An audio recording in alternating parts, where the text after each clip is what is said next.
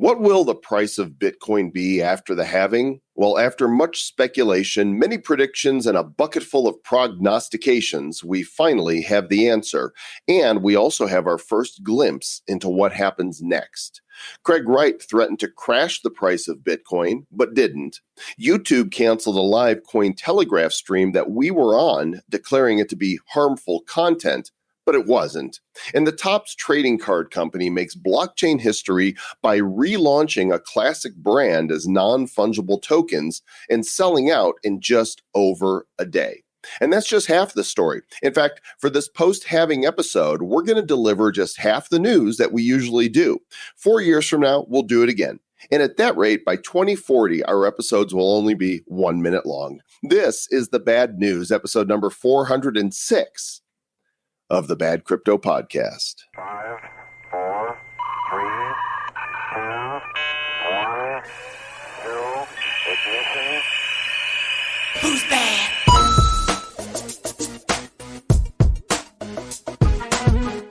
And welcome to the Bad Crypto Podcast. We are half the men we were just 1 week ago. I'm Joel Comm. I'm Travis Wright, and this show has half the banter. Half the banter, half the news, half the bad dad jokes. So there's Half the upside.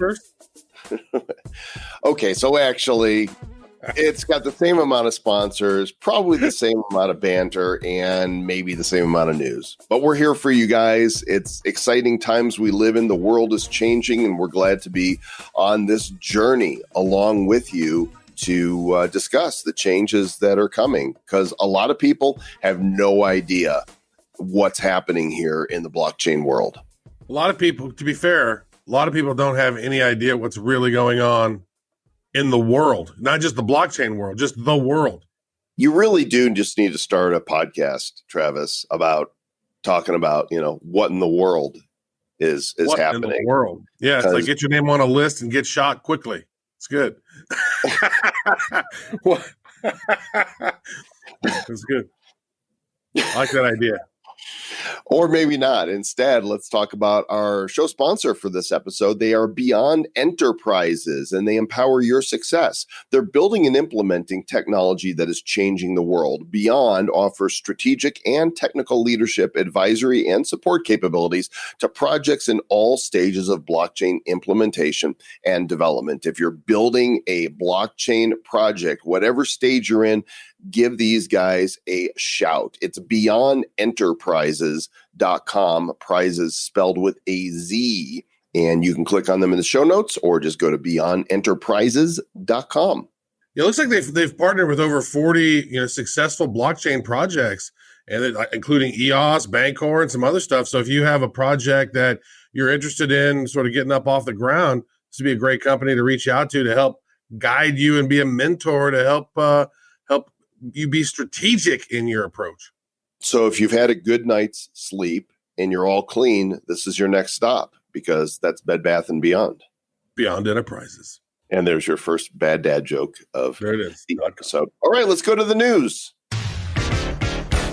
Timestamp 11:51 a.m. Mountain Standard Time on May the 15th, 2020. CoinGecko.com, the place where we go now more than ever, especially since Binance has acquired CoinMarketCap, and hard to know if you can trust that data or not. So CoinGecko is the place to go to check out what's happening in the market capitalization right now. Market cap 259 billion, Bitcoin and 94.56, Ethereum 197, Tether 0.998817. Because I know those last decimal points really make a difference for you. XRP, just shy of 20 cents. Bitcoin Cash, 237. Bitcoin SV, 188. Litecoin, 43.11. EOS, $2.61. The Binance Coin, $16.05. And rounding out the top 10, Tezos at a very even $2.50. I want to share something here, Mr. Joe Com. Please Notice do. Tether is now the number 3 crypto. They have passed XRP. They have a total market cap of $8.87 billion. So Tether is one of those cryptos where they can just print more and print more. Yeah. Right? So the more they need, the more they print. And that's interesting. Also, something that I discovered, I don't know that we're talking on it about the news with a specific article or not, but I've read and seen in multiple places that since the Bitcoin halving, more hash rate has gone over to Bitcoin Cash and Bitcoin SV. As the difficulty in Bitcoin has gotten harder, a lot of those miners have moved over to Bitcoin Cash and Bitcoin SV, more so maybe in Bitcoin Cash from what I had seen. So that's kind of an interesting thing that's going on that might want to keep an eye on. What in the world is going on with Electroneum? They're the big winner for the last week, up 92%, the symbol ETN, and it's pretty much straight up. Well, I mean, they're still not to their ICO price. I remember when Electroneum came out and then it was like a penny a pop or something. And then like it went up to 10, 17 cents, 20 something cents. And then it's been down below a penny for a long time, still under a penny, but it did take off a little bit. There must be some news about it out there. It's always kind of interesting to me because they have their wallet and you do cloud mining through their wallet. Basically, you have to go in every 7 days and say, yep, keep mining. And you don't make a whole heck of a lot, but I mean, it is free crypto. You can try it out. It's electroneum.com. You download the wallet and you create an account and do the thing. Dude, here's a crypto we haven't heard about in a while. Omezigo, OMG. It was up 35% this past week. Zilliqua, ZIL, that was up 49%. 0x, we've heard some people talking about 0x recently in very positive light. They're up 30%. Engine, which is a favorite of all gamers out there, they're up 18% this past week. So there's some movers, there's some shakers, there's some movers and some shakers. No big losers for the week. I mean, the worst one is down 15%, so I don't even really see a point in addressing those. We did see Bitcoin come up to just under 10,000, and I suppose we can talk about that as we get into the stories here from our friends. One other positive thing before we get off of this and go into the news, the market cap is about $260 billion. So I always look at that anytime it's over 250 billion, because that number always got stuck in my head because Thanksgiving 2017, that was the market cap. And we've spent a lot of these last couple of years under that. And so we're actually over $250 billion, which is good. Okay. Well, our friends at Cointelegraph have a lot to say about the halving event itself, and post-halving, of course, the Bitcoin block reward is now 6.25 Bitcoin, down from 12.5 Bitcoin. It'll never again will anybody claim a reward of 12.5 Bitcoin for successfully mining a block. Those days are past. 6.25 is what it is now. Double-digit rewards are over. I mean, if you think about it, from 50 to 25 to 12.5 now to 6.25, that has to make the miners go, all right, so we're gonna spend all this electricity mining this for only 6.25 Bitcoin. The price better rise to make that valuable for them, because if not, they're gonna start going off and mining some other coins. Don't go mining other coins unless it's gonna be bad coin, which anybody can mine, badcoin.net. So, after the halving, Bitcoin kind of really just hovered around the same price in the mid 8,000s for a while. And then there was a little bit of a run that took us up to almost 10. And right now we're hanging out at about just shy of 9,500. And, we talked a little bit about Craig Wright previously, where he was saying he was going to be able to crash the price of Bitcoin, right? And so far that's not happened. Yeah. Well, he doesn't have access to his keys, he's told the judge, right? So how can he crash the price of Bitcoin? I don't know. I think it's hard to say what the deal is with this guy, but it seems like he's just got a big ego and likes to be talked about a lot. And I'm a big cool deal. But when it comes down to, showing the money, he never does. And so how about you just shut up, Craig Wright? Well, basically, he threatened that, before the next halving that he would do that. And, it hasn't happened. And we're paying attention to him. I don't know why, but I guess controversy is newsworthy. Mm-hmm. We talked about this last week, but the final block did contain a message. It had a headline from the New York Times injected into that, talking about how much money was being printed and whatnot. So that was kind of cool to see that you can still input messages into the blocks when you mine it. Maybe that was why it took so long for that final block to be mined. because they were busy typing their little message out. Because we noticed there was like, when's 998 happening? 998, 999. Oh, there it is, 999. And then didn't 63,630,000, didn't that pop out like a minute later? So there was like some weird delay. It was wild watching. And then the next one didn't pop out for 40 minutes. Mr. Joe Common may not be able to be able to read them because of encryption, or a lot of times they're hidden within that. So I don't necessarily know how to read those, but that's what they tell us. Yeah, I'm going to put a link to this block on blockchain.com in the show notes. And of course, you guys can find links to the stories and other things that we cover here at badco.io. Yeah, you got to take the code. So basically, there's an article here on Reddit from like 2014 that talks about it.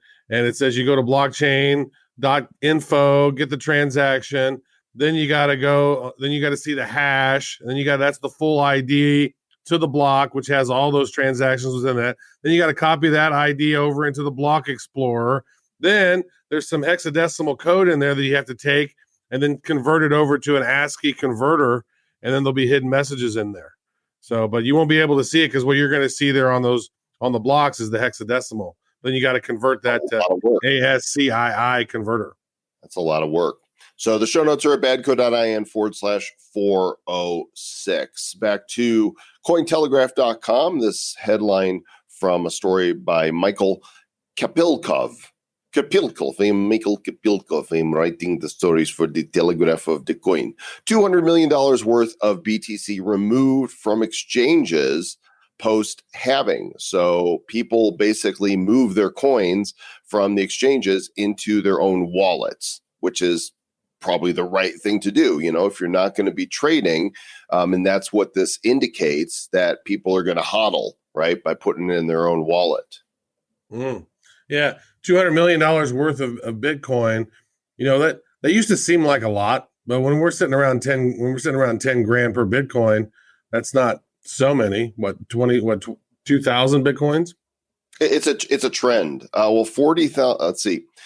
Users deposited nearly 40,000 coins in a 24-hour period into exchanges, and then users withdrew their assets from exchanges in droves. I don't know how many are in a drove, but it's a good number. Here we go. Users removed 23,540 Bitcoins. Yeah. Well, so they place a lot of the Bitcoin on the servers because they're like, whoa, what if it's going to do a bull run? Maybe I want to sell some or get out of some, or maybe it's going to tank. People were a little apprehensive of what was going to go on, and so they wanted to make sure they could get out of it quickly, because Lord knows if you're trying to send it from your Trezor over to the exchange in the middle of a crash, sometimes it takes forever, and then the crash is gone. Because we've seen, a lot of times these big drops happen within 15 minutes. Like, poof, we just lost $1,500 off the price. Like, and sometimes the price will tear off like that, and cruise up. So, yeah, people were moving them around, and now they're saying, okay, I'm good to go. I'm gonna chill out and not. So the number of Bitcoin in exchange wallets is now at 2,332,524, according to this research here. I wonder how many of those are exchange liquidity, right? Because the exchanges have to hold a certain amount, and that counts in those wallets. Well, I would say this, though.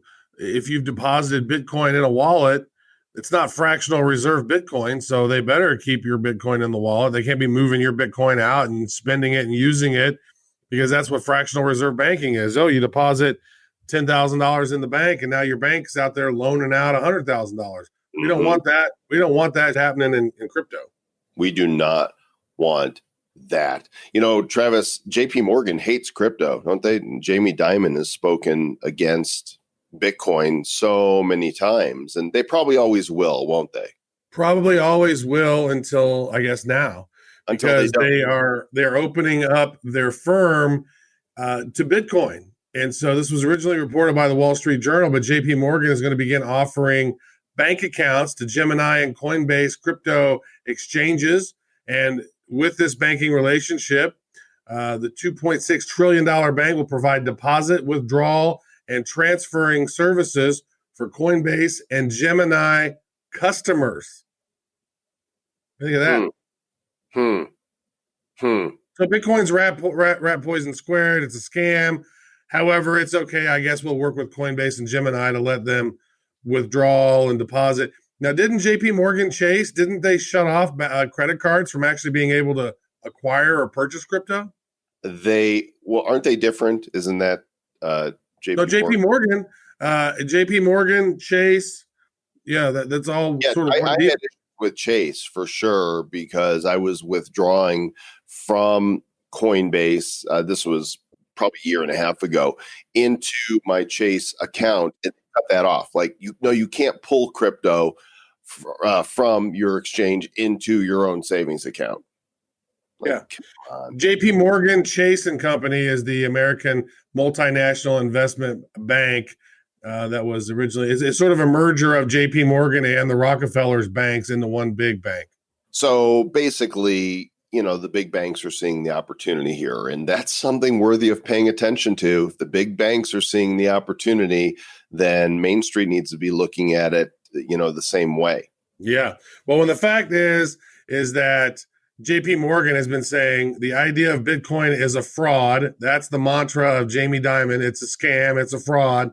And here they are. Hey, we'll allow you to deposit and trade and be able to send out cash monies in exchange. Like there they are. Well, there's a lot of people out there that are making predictions of what happens next. And of course, you've got the bulls putting their scenario out there, and you've got the bears, and everybody's looking at previous trends and conditions and signals and going, well, based on this has never happened before. And so because of this, we could go to the moon again. And then you've got the bears saying, oh, but these signals and these candles look bad. And bottom line is nobody knows in the short term what's going to happen. But assuming that what all of us in blockchain believe, that based on our observations of the world economies and the fact that Bitcoin, there's only 21 million, it just makes sense that it's going to go up in the long term. We are not financial advisors. I am not making any predictions for anybody's money but my own. Your mileage may vary. Not applicable in all states. Yeah. Let's go look at I want to just look at the charts, and from that time, let's say, so the halving happened like in May of 2016. So July 9th, 2016 was when the second halving happened. And at that time, the price was $650.32. There was a total of $1 billion in volume. But if we look at what happened over the course of that next time, it was basically almost a flat line. If you look at it from a larger perspective, it dipped down. It finally hit $700 in November, and then it hits $800 finally in December, $900 in January, $1,000 in February, and then so by the time March hit around, we've doubled in price by March. So from July to March, the price doubled. We're sitting at $1,200, and it stayed there until about April. And then right there in the end of April, it just $1,300, $1,500, $1,700, $1,900. In May in 2017, it hit $2,500. Actually, and right there at the beginning of June, it hit around $3,000. So it doesn't happen right when the halving happens. It happens slowly over time, and then we know what happened at the end of 2017, where it just went ridiculous and it just catapulted up and all the way up to $20,000. But even if you ignore that $20,000 anomaly, it still went up. And then by the time it came down, it was still higher than it was before it took that big parabolic run. So, I mean, I would say this: don't expect Bitcoin just to tear it up now because the halving just happened. But 6 months from now, it could be up 20%. And then another few months after that, it could be up another 20, 30%.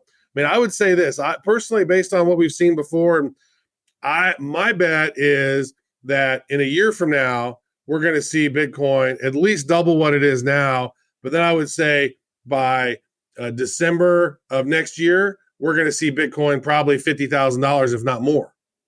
That would be my bet, but as not a financial advisor. I would say at the end of 2021, we're going to be at $50,000.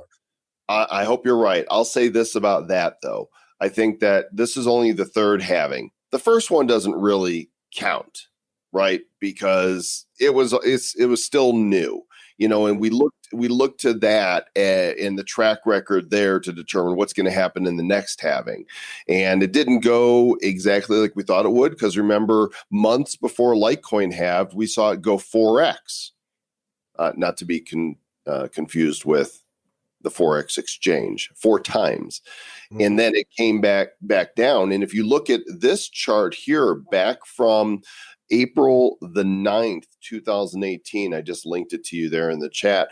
This kind of projects the lines for where it's going. And if you're going to follow these lines for 2020, it should be in a much higher range than it is right now. So it's totally unpredictable. I don't think the past is really an indicator of the future. That first halving, if you look here, when it went from 50 to 25, it shot up from $10, from $12 to over 100 in just a matter of a couple months. With the last halving, you're right, it flatlined for a while and took a year or more for it to get there. So I don't know, that there's so many other factors that figure in here. The world economy is totally different right now. The quantitative easing and the amount of money, fiat currency being put in the market is totally different now. We've got the virus and what's happened with the shutdown. You got the virus. This is, I think humans probably are the virus, actually. You know what? If you look at it from space, look at cities, it looks like a big virus. Yeah. It's all unpredictable. I don't think we can base what's happened before, how long it's going to take in time to do it again based on what's happened before. That's just my opinion. Well, we'll have to pay attention to it. Now, we do know this. Circulating supply of Bitcoin right now is roughly 18,400,000. I mean, 18,378,100. So there's only a little over 2.6 million Bitcoin yet to be mined. And that's going to be a very, very slow, after this next one. So we got 6.25. That's going to get a nice big chunk of them. And then for the remainder, then it's going to be 3.125. And then it's just going to get smaller and smaller until it just turns into crypto Satoshi dust. So literally the last block reward will be 1 Satoshi. By the time 2140, the way Satoshi designed it, the way the math works, that last halving will bring it to 1 Satoshi as the block reward. Yeah. So stack those Satoshis, folks. You don't have to realize I don't have a whole Bitcoin. I wish I had a whole Bitcoin. Well, most people don't even have a fraction of a Bitcoin. So just, stack a little bit of Satoshis when you can. $25 here, $50 there. Let it grow up over time. And then if we do see this parabolic growth down the road where Bitcoin's $500,000, those Satoshis are going to add up. Those are going to, I bet we could see a day someday where a Satoshi is, close to $1 in value potentially, or at least a penny, so we'll see what happens. Well, Travis, not only did we go live on the Bad Crypto page and elsewhere on halving day, actually, while the halving happened, we had that halving party. But prior to that, we got to participate in Cointelegraph's. They had like a day-long live stream. And that was a super interesting stream. Because there was a bunch of podcasters, in influencers, YouTubers that were on that stream. Do you want to recount what happened when we hopped on? Yeah, so what happened was about 35 minutes before the halving, Joel and I jumped on our Zoom, and we started streaming live. We chatted a little bit, talked about what was going on, and then we opened it up to the mastermind group. And so we're going to start doing this more in the mastermind group. Pay attention, because sometimes we'll drop a Zoom link and say, hey, we're going live, jump on with us. We had a few people jumping on. We had Matthew Marcus jump on, who's a friend of mine here in Kansas City. We had a few other people jumping on. And then we finished that. The halving happened. We waited for that to happen. That was awesome. And then after that happened, we had to jump on over to the Cointelegraph one, because the halving had already happened when we got on the Cointelegraph stream. We get on the stream, and there's a whole bunch of people a lot of people I've never even met before, never even heard of. I guess that's part of the reason is that we don't watch other people's YouTube channels or mostly or their streams because we don't want to impact the way we think and how we are. So we just kind of don't do that. Well, it's not just that. They also talk about trading, like they're charting. These people, they're making recommendations and creating all kinds of legal trouble for themselves. We don't do that because we're adults. Away from that. There was some dude in there that was mad at some other dude in there, and then he threw a hissy fit, said a lot of cuss words, and then dropped the mic and then left. And it was the weirdest thing that I've seen on a with crypto, people, thought leaders. It was the most childish thing I think I've ever seen, aside from Roger Ver flipping that dude off and rage quitting. That was pretty. It was on par with that, except this guy was a nobody. Oh, dude, that would actually make for a great article. The top 5 crypto rages, right? People in the crypto industry. Yeah, right. This guy, I don't know who this guy was. I don't know how good his charting is. He's got a decent amount of subscribers to his channel. I guess there's somebody for everybody, but he was a toddler. He just came in and pitched a fit. And I'm thinking, okay, I'm sure your mom would be so proud right now. She saw you behaving like this. She'd be like, well, you don't go into somebody else's house and then take a piss on the rug and then walk out the door and leave. It was just rude. Here we are on Cointelegraph, who invited us over there. And anyways, after the dude left, we had a great conversation. But apparently what may have happened, what the hearsay is that once that happened, somebody mass reported the stream and then the stream got cut off. So right. I wonder who could have been the person who orchestrated mass reporting? I don't know. Maybe Doucher? Yeah, Doucher McDouchey bag.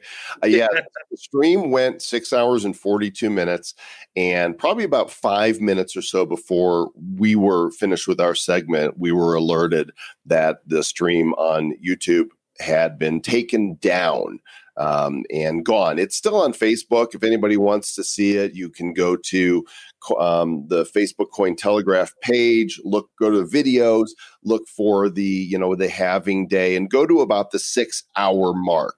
And you can watch the shenanigans that took place. But basically, YouTube said your content was removed due to a violation of our community guidelines.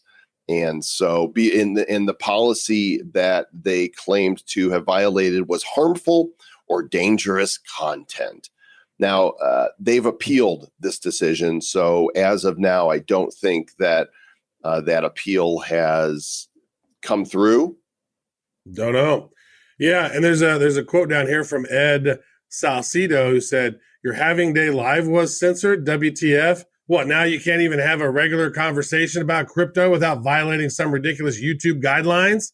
That's ridiculous. Like that's a problem with centralized power in tech and video and social media is if, oh, we don't like what you say. Sorry, we're gonna take away your right to say things. That's just obnoxious."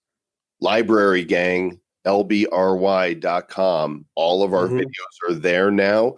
And we encourage you, go subscribe. Just go look for Bad Crypto on Library. You'll see the channel's got, I don't know, about 280 videos or something like that. Go subscribe and follow us there. Earn library tokens. We'll earn tokens. And let's share the good news of decentralization because YouTube is definitely not that. And I might upload a video of me tokens. Of what? Of me tokens. Of you token? I might not. I mean, me tokens, like multiple videos of me token. Got it. There we go. Hey, remember last year when Gerald Cotton, the CEO of Quadriga CX, was reported to have died, and all of the wallets that held the crypto from that exchange, that money disappeared? It's back. He's back in the news again, and a lot of people. Is he not dead? Well, apparently users that were part of the Consensus Distributed live stream last week think that he may still be alive, that he faked his death. Well, the thought was on this whenever it happened was there might not be enough crypto in the exchange to pay for everybody. And so he was kind of doing some fractional reserve cryptoing potentially. That was one of the theories out there. And but he left thousands of crypto customers of Quadriga X out of pocket, $145 million in assets at that time. And we know as how crypto goes up, crypto goes down. It could be a lot more now, depending on when that happened. But bad news. Keep your money off exchanges, folks. Keep it on your own private wallet. Keep your keys together. That way you don't have situations like this. Your money disappearing. That sucks. His corpse is allegedly buried in Canada, and lawyers for people that were affected by the exchange's bankruptcy have asked the Royal Canadian Mounted Police, Dudley Do Right, to exhume Cotton's body and conduct an autopsy in December to make sure that this is indeed him. Because some people are saying, he's not dead yet. He's hanging out underground. You should look and see. Meanwhile, sad news, Travis, for Telegram. There's been this battle with the SEC here for a good year and a half or so. Yeah. And Telegram has finally thrown in the towel.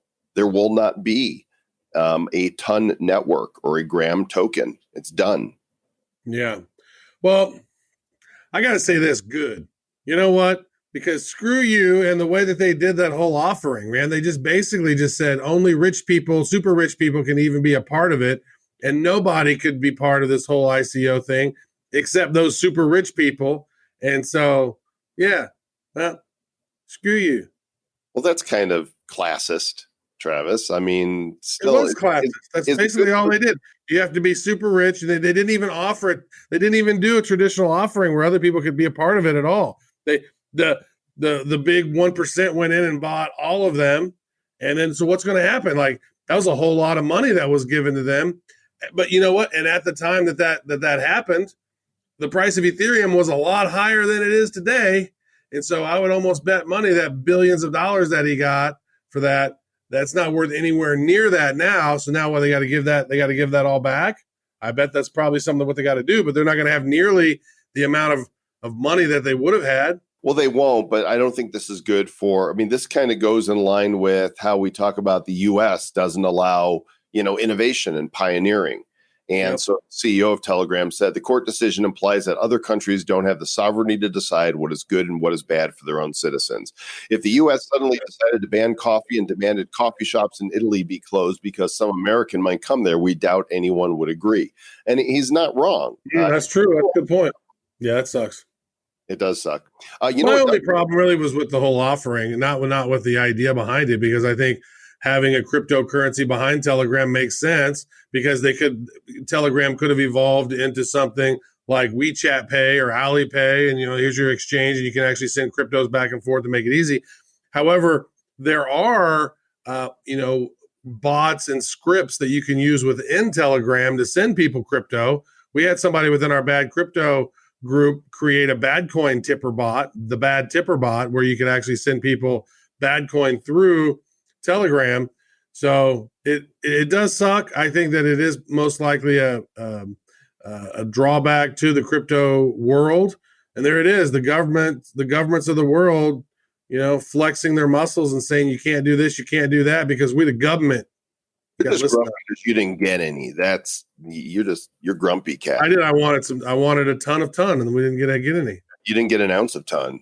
I didn't get any ton. No ton for you. But you know what you can do? You can earn some ONG token if you go to SoMe.social, SOMEE. It's a blockchain-based social media platform designed with you, the user, in mind and in control. You can monetize your content. It's built for privacy. It's censorship resistant. A lot of different ways that you can make money on the platform. There's ad revenue sharing, and you can streamline all your social posts through SoMe. So if you want to post to some of those non-blockchain platforms, you can post once in SoMe and go ahead and blast it everywhere. And while you're at it, tell people to follow you on SoMe. SoMe.social, and you can follow myself and Mr. Travis right there as well. Hey, Mr. Joe Com, have you used that app Lolli, Lolli? It's like a Chrome extension. Yes. I don't know that I've earned anything from it yet. I've got it here, and I've purchased a thing or two through it, but I can't say I've ever actually seen the commissions. Like where the crypto comes in? Yeah. It's a cool thing. It's kind of like joinhoney.com, right? So if you go online and you're trying to buy something, Join Honey will actually, find coupon codes and different things and help you earn rewards. Well, Lolly does that, but with crypto. And we've talked about this before, LOLLI. And Ashton Kutcher, the actor and VC, he has participated in Lolly's $3 million seed round to help strengthen Lolly. Thinks that this Bitcoin rewards company is a pretty good idea, which I seem to agree. I think it's a pretty cool thing, as long as we get our rewards. Lolly, get your Bitcoin here. Let me actually go to their site and see if it shows that lolly.com, because I did make a purchase, or at least I thought I did. Let's see. There's my login. Sign in. Okay. So, Trev, I thought that I made a purchase through one of the websites that was listed here, and I can't remember which one it was. I did it when I discovered it, and I'm seeing no activity on my account. Like, it didn't pick up on the fact that I made the purchase there, and I have no Bitcoin in my account. So I don't know. Maybe it was user malfunction. Maybe Brave blocked a cookie or something that would have set it to get that commission. Because really, that might be the problem. The model they're using is a model that has been around for more than 20 years. In fact, in 1999, I launched a site called dealofday.com, and I made money by affiliating with all these different merchants, whether it was Best Buy or Amazon or the Gap or whatever. And if people went through a link on my site, I would get a commission, in fiat currency. So basically what Lolly is doing is they're taking that same model and saying, okay, we're going to take the commission for sending your, traffic of customers to these merchants, and we're just going to pay people back in Bitcoin. It's real simple. There's nothing complex about this. They're just rewarding people with Bitcoin instead of rewarding them with the commission they would make. And there's a bunch of sites out there that you can earn, you get cash back for your purchases. This is just the crypto spin on it. Yeah, actually, I've logged into mine, and I did a Guitar Center deal, and I did something on Kiwi.com whenever I bought some plane tickets. I have $22.80 worth of Bitcoin here, 0.002397. Nice. How do you get it out of the wallet? Good question. You could. I gotta go in here into my account and then transfer it to a Bitcoin address. Yeah, I can cash it out, or they can cash it out directly to a bank. Now, I believe we have set up a short code for this because we've talked about this before. Badco.in/Lolly, LOLLI. Go there and sign up for that, and then you guys get some Bitcoin, and then maybe we get some Bitcoin. Yeah, it's pretty simple. I mean, just install it. It's a Chrome extension, and that'll work on your Brave browser and anywhere that Chrome extensions work as well. So, Travis, this has been an exciting week for the non-fungible token world and for the Wax blockchain. Growing up, a lot of people collected the garbage pail kids trading cards, right? Mm-hmm. One of the things I love about the garbage pail kids is they are so not politically correct, right? The names of some of these things, they pull no punches. If you go to topsgpk.io, you could see the official site. And basically, Garbage Pail Kids were a parody of Cabbage Patch Kids. Right. So you've got these babies, only instead of being super cute, there's Dead Ted. There's and he's coming out of a grave. There's Fry and Brian. He's, an inmate in the electric chair getting toasted. There's Up Chuck, and he's barfing out all kinds of stuff. There's this is nostalgia, folks. Like, this is, something from your memories from the 80s if you were around. Like, I remember when these things came out. I have a few of them somewhere in a box. And the experience of opening up these virtual packs of cards that is powered by the Wax blockchain is really, really cool. You tear it open, they pop out, you get 5 different cards. There's 70 different cards in the set, but there's actually each one of those cards, there's a variant. There's a variant A and a variant B. So there's really 140 cards total. And they basically do this thing where here's a base card, here's a card that's a little bit more rare, these cards are a little bit more rare, and these cards are super rare. And so they have these percentages in there, and depending on what your pack's like, and the math behind it depends on what cards you get in your pack. They're super fun, but here's the deal. You're too late. They sold out the entire collection in just over a day. I don't know if it's 26 or 28 hours, but one of those. They had two types of packs. They had one mega pack that had 30 cards in it, and that was $25. And then they have $5 packs, which had 5 cards in them each. The 30 card packs, those sold out in 7 hours. Gone. They were gone, completely gone. Those mega packs were gone. And then whenever we found out about them, there was about 3,000. And then we watched it the whole time. The rest of the time we were watching it, we bought some, and then boom, they were gone. They finished while we were shortly after we made this video. This is, I think for the Wax blockchain, this is a huge win, right? Because Topps is the first major brand that already developed collectibles that people are familiar with to launch on a blockchain. Hugely successful. And now the cards and unopened packs are already selling on secondary markets. In fact, I went to the Wax Telegram. There's actually a Garbage Pail Kids Telegram, and people there are saying, I need number 32B. Right. And they're making trades and they're buying them from each other. So what is that? What's that Telegram? Because that's one thing. That's one thing we talked about on this is that, it is hard to determine which cards you need because they don't sort in order. So you got to kind of go and manually do some. So there's a Telegram group for this? Yeah, Garbage Pail Kids. Just go look it up and you'll find a Telegram group. There's a couple hundred or so people in there, I think, that are trading cards. And so, here, we made a video. Travis and I sat down yesterday. We did some screen share, did a Zoom, and we've placed the video on YouTube. If you go to badco.in/GPK, stands for Garbage Pail Kids, badco.in/GPK. Yeah. You see. I just opened up a pack that was in my inventory. I got Rundown Rhoda, Busted Bob, which is a special Prism version, Drunk Ken, Wacky Jackie.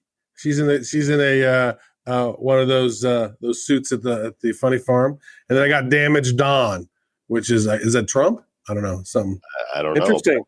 Here's what's going to happen. First of all, Topps has got to be blown away at the success of this. And they have additional series of the original cards that are waiting in the wings, and they're probably going to roll those out. But the big picture, Travis, which is going to excite sports fans everywhere, is Topps is the de facto name in baseball cards. Has been for decades. Imagine this is one of those things we talked about where blockchain adoption will come through games. I consider this in that category when baseball card collectors realize I can get digital cards. There's no wear and tear on them. They're even more limited than the physical cards, and there's different variants of them. I think it is going to blow up, and I would expect that to happen maybe this year.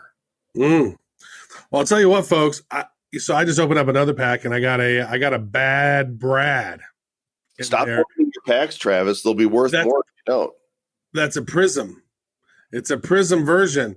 So how can we give away this Bad Brad to somebody on who's listening to the show? Because we're 48 minutes into the show right now. There's a few people who've listened into this.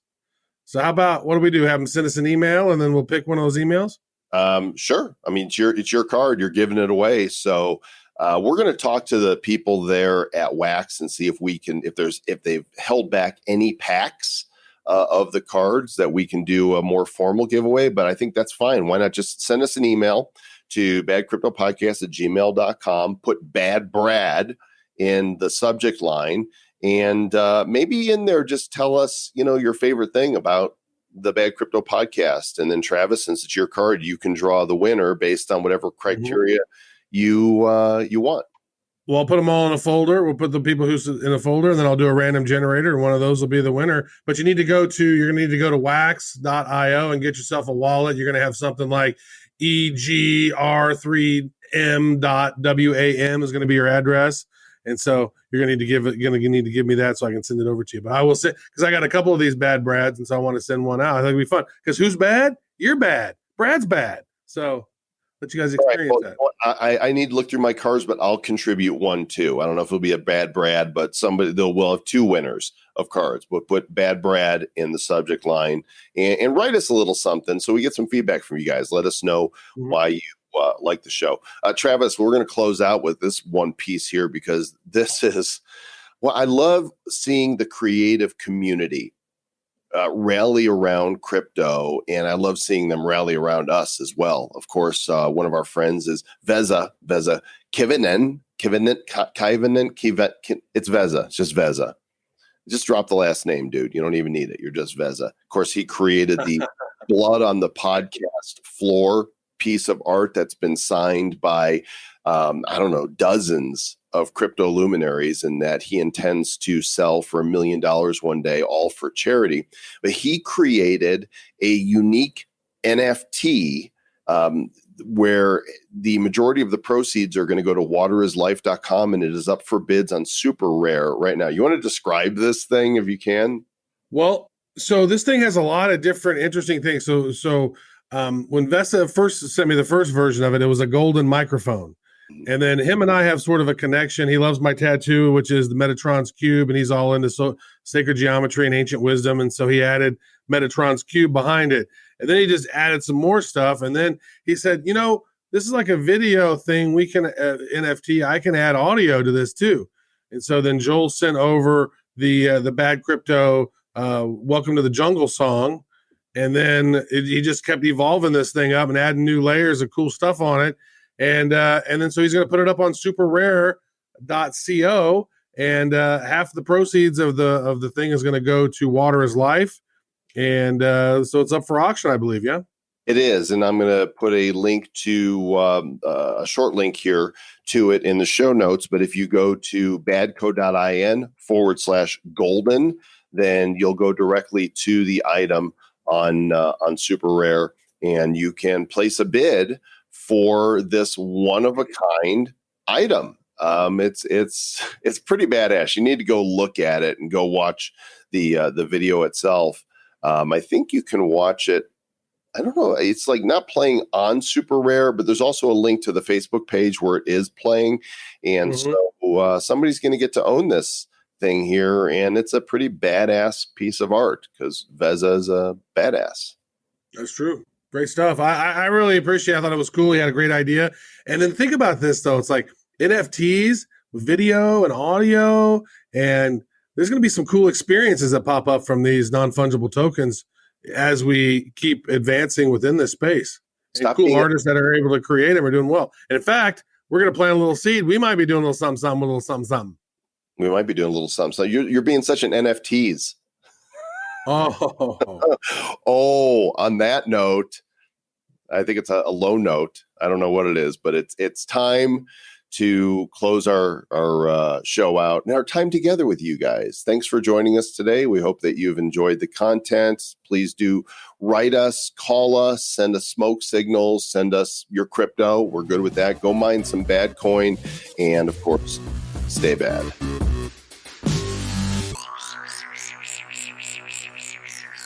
Who's bad?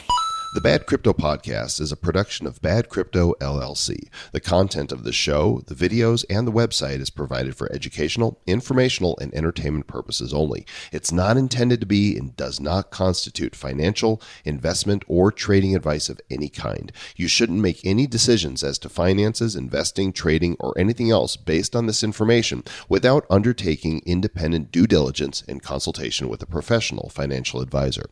Please understand that the trading of Bitcoins and alternative cryptocurrencies have potential risks involved. Anyone wishing to invest in any of the currencies or tokens mentioned on this podcast should first seek their own independent professional financial advisor.